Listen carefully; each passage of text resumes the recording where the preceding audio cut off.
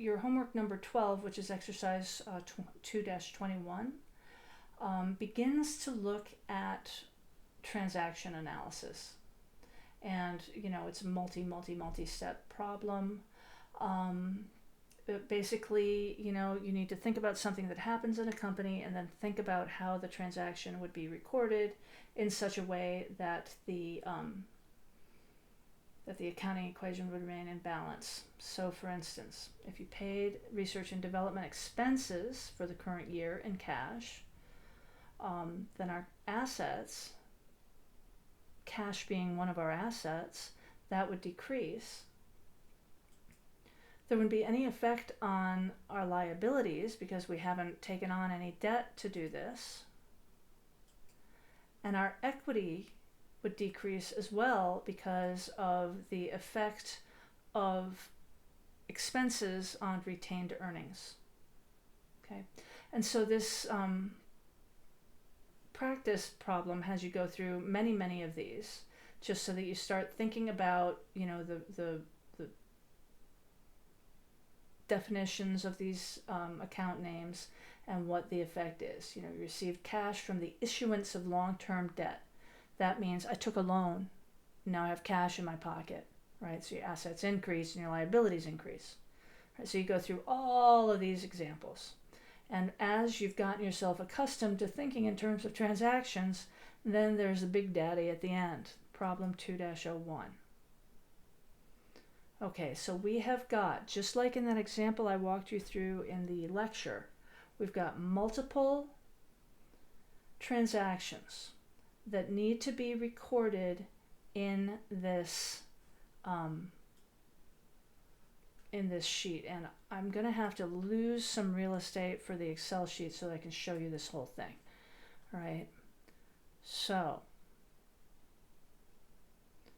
here's how you do it. Now I want you to note, first of all, that every single time after a transaction occurs, you need to fill in the balances.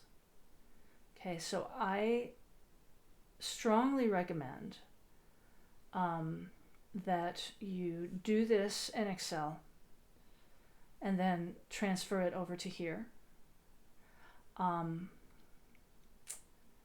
But I'm not going to do that right now because I don't have room in the Excel.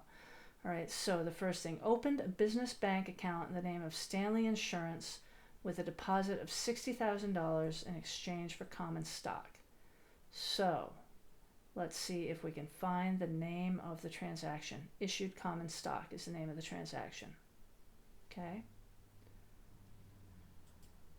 Our asset is cash, and it increases by $60,000. Okay. There's nothing here, and he says if an amount box does not require an empty, leave it blank.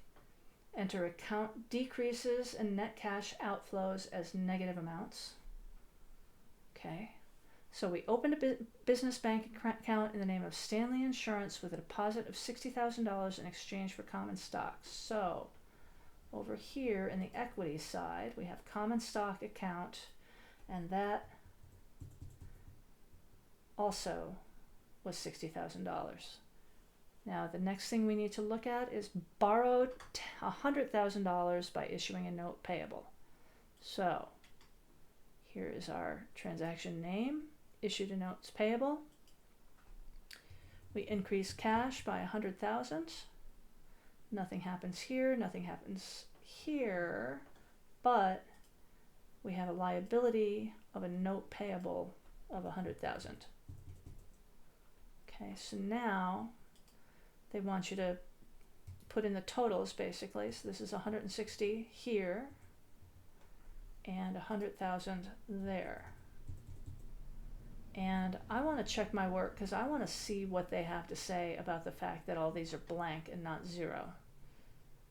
Because the other textbook I use for a different class, same publisher, they want you to put zeros everywhere. Yep. So they don't mind that they're not zeros, so that's good. Okay, so you just continue on, right? So you look, you review the video if you need to, look at the book if you need to see how to do this, and then you just work your way down through this, and you can check my work every step of the way to make sure you're doing it right. And many of these exact same problems with different numbers are going to show up in your homework for actual credit, right? So practice with this and then do the homework for credit, and you should be in good shape. Okay? Okay.